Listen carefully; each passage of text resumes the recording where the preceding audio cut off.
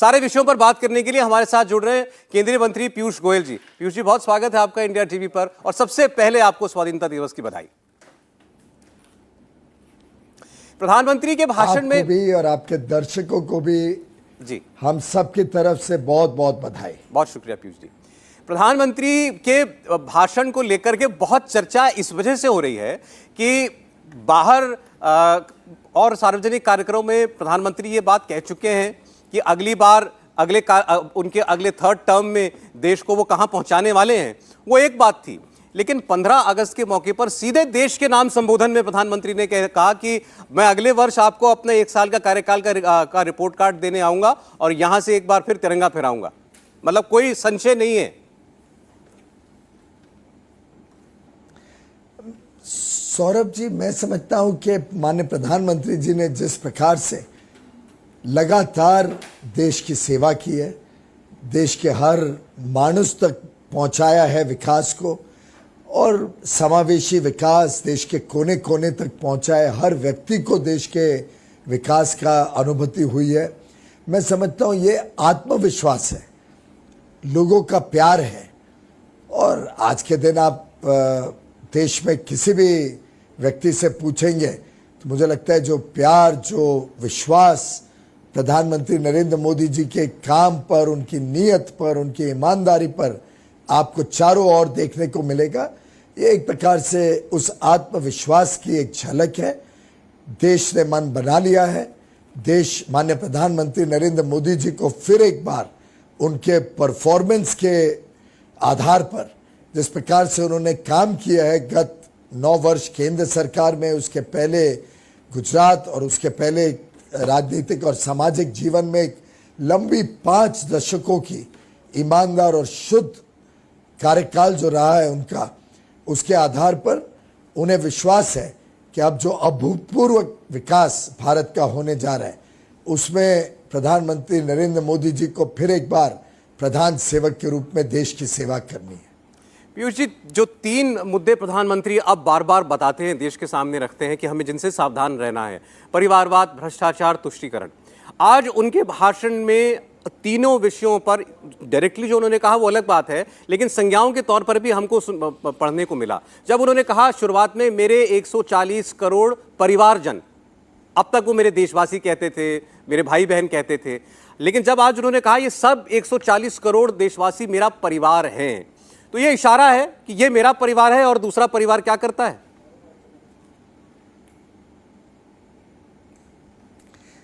सौरभ जी, सबसे पहले तो माननीय प्रधानमंत्री जी का जो रिश्ता है देश के हर व्यक्ति के साथ, वो अपने आप में हमने ऐसा पहले अब देखा नहीं, अभूतपूर्व है। उनका एक सीधा संवाद, जिस प्रकार से हर व्यक्ति उनको अपना लेता है और प्रधानमंत्री जी हर व्यक्ति को अपना लेते हैं, वो वास्तव में एक परिवार ही बन गया है देश के 140 करोड़ लोगों का। और यही आज देश की ताकत है। माननीय प्रधानमंत्री जी को जब 14 देशों ने और 5 अंतर्राष्ट्रीय संगठनों ने सम्मानित किया, तो प्रधानमंत्री जी ने हर बार वो सम्मान 140 करोड़ देशवासियों के समर्पित किया है। मुझे ध्यान है कि मैं गत 9 वर्षों से जो उनके साथ काम करने का मुझे सौभाग्य मिला, मैंने हर बार उनमें ये चिंता देखी कि लोगों को क्या और अच्छा कर सकते हैं, लोगों का भविष्य कैसे और अच्छा बना सकते हैं, कैसे बिना भेदभाव के हर व्यक्ति के जीवन में सुधार ला सकते हैं, कैसे गरीब कल्याण के कार्यों को सैचुरेट करें, देश भर में कैसे हर व्यक्ति तक पहुंचाया जाए, और एक एक कार्यक्रम को गहराई में जाना। जो माननीय प्रधानमंत्री जी ने आज बात की, रिफॉर्म, परफॉर्म एंड ट्रांसफॉर्म, ये मूल मंत्र 9 वर्ष के उनके कार्यकाल में देखने को मिलता है, उसका अनुभव करने को मिलता है। और मैं समझता हूं इससे ही पूरा देश आज उनको अपना परिवार का एक मुखिया के रूप में देखता है। और प्रधानमंत्री जी देश के गरीब से गरीब व्यक्ति, देश के कोने कोने में रहने वाले व्यक्ति को अपना परिवार मानते हैं। उनका और तो कोई परिवार है ही नहीं हम सबके अलावा, देशवासियों के अलावा।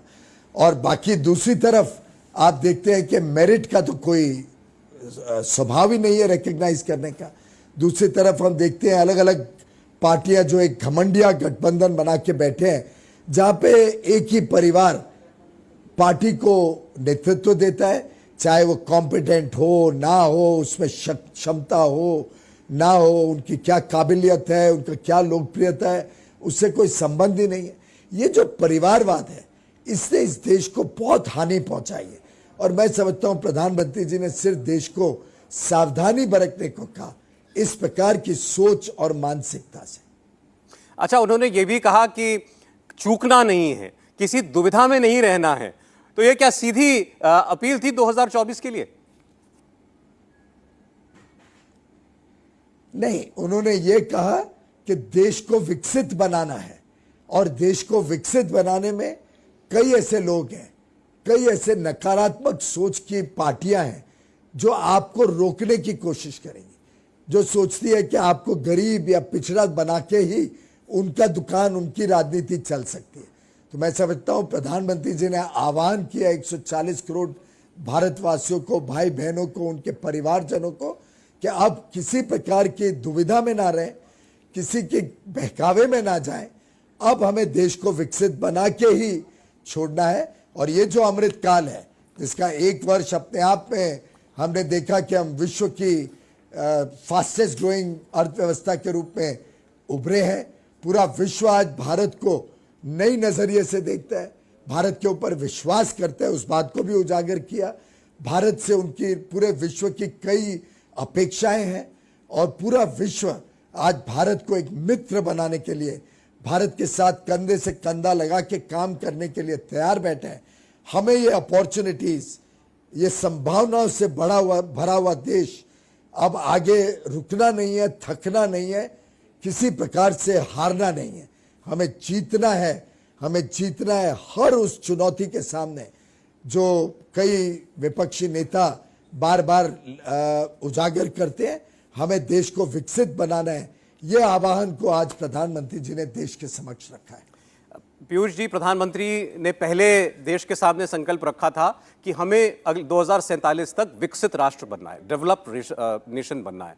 अब वो कह रहे हैं कि इस दौर में जो फैसले लिए जा रहे हैं उनका प्रभाव 1000 वर्षों तक रहेगा देश के ऊपर। ये बहुत बड़ा दावा है। आप सरकार के अंदर हैं, सरकार का हिस्सा हैं, तो आपसे लोग जानना चाहते होंगे ऐसा क्या हो रहा है इस काल में। प्रधानमंत्री नरेंद्र मोदी जी की जो सोच है, ये उसका परिणाम है। जो हम सोचते हैं कि इसका प्रभाव भारत पे दशकों तक और 1000 वर्ष तक रहेगा। मैं आपको बताता हूं, कोई भी समस्या, कोई भी विषय जब माननीय प्रधानमंत्री जी के समक्ष आता है, या प्रधानमंत्री जी कोई योजना या कोई कार्यक्रम की कल्पना करते हैं, तो वो समस्या की जड़ में जाके समस्या की रूट कॉज एनालिसिस करते हैं कि समस्या किस कारण से है और समस्या को जड़ों से कैसे सुधारा जा सकता है। ये जो उनके काम करने का ढंग है, जिसमें ईमानदार व्यवस्थाओं को प्राथमिकता देना, नई सोच को भारत में लाना, अंतर्राष्ट्रीय जो अनुभव रहे हैं या जो इतिहास से हमें सबक सीखने को मिला है उसको सामने रखना, नए नए तरीके ढूंढना जिससे ये समावेशी हो, देश के कोने कोने तक पहुंचे। अब आप देखिए कितनी बड़ी बात आज प्रधानमंत्री जी ने कही। हम हर बार बॉर्डर विलेज को आखिरी विलेज, ये देश का अंतिम इलाका ऐसे ही सोचते थे, कभी उसके विकास की सोचते नहीं थे। पिछली कांग्रेस की सरकार ने, यूपीए के गठबंधन ने तो इन बॉर्डर विलेजेस के इंफ्रास्ट्रक्चर को, उनकी आधारभूत सुविधाओं को पिछड़ा इसलिए रखा, ये सोच के कि विदेशी या हमारी जो एनिमीज हैं वो देश में प्रवेश कर जाएंगे इस व्यवस्था के कारण। प्रधानमंत्री जी की सोच ही अलग है। उन्होंने इनको देश के सबसे अहम हिस्सा माना है। इसको पहली बॉर्डर को पहली विलेज माना है, और हम सब मंत्रियों को भी प्रोत्साहित किया कि हम भी वहां जाएं, वहां की परिस्थितियों को देखें, निगरानी करें वहां के विकास के कार्यक्रमों की। और मैं समझता हूं उनकी जो सोच है, वो सोच इस देश को विकसित भी बनाएगी, और फिर एक बार वो सुनहरा काल जो भारत का था गुलामी के पहले, उस सुनहरे काल को फिर एक बार भारत में स्थापित करेंगे। एक और चीज प्रधानमंत्री ने कही पीयूष गोयल जी, और ऐसा लगा कि जैसे वो देश को याद दिला रहे हैं कि आपने अब यह निर्णय किया है कि देश किसी अनिश्चितता में नहीं रहेगा, अब पूर्ण बहुमत की सरकारें देश के अंदर आती हैं, तो वो एक आह्वान था कि आप चुने, मजबूत सरकार चुने, पूर्ण बहुमत की, पूरे मैंडेट की सरकार चुने।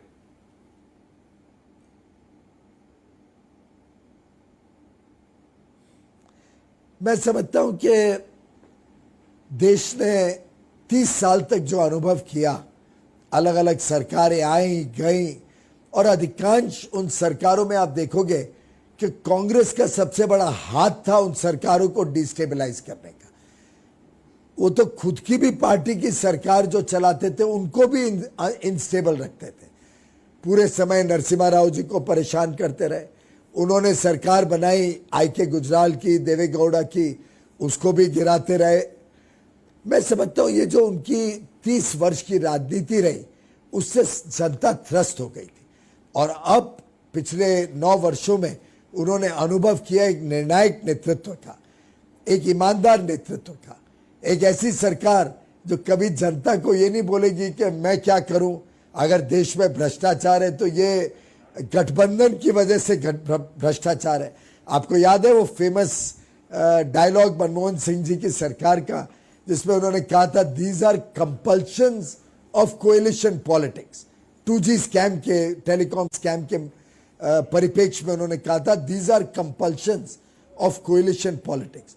मैं समझता हूं इससे ज्यादा दुर्भाग्यपूर्ण स्थिति नहीं हो सकती है कि एक प्रधानमंत्री अपनी सरकार को शुद्धता से, ईमानदारी से ना चला सके, क्योंकि उसको एक गठबंधन को पिरो के रखना है एक माला के अंदर।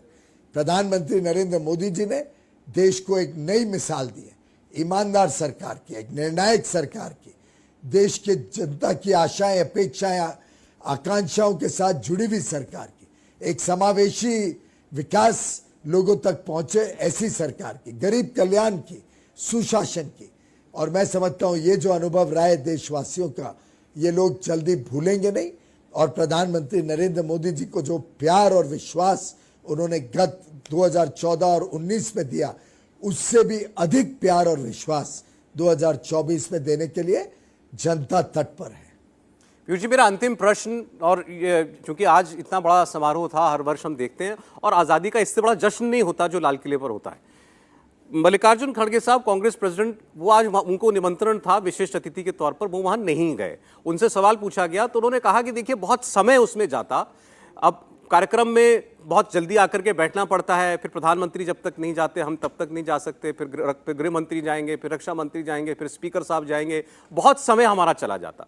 क्या कहेंगे इस पर?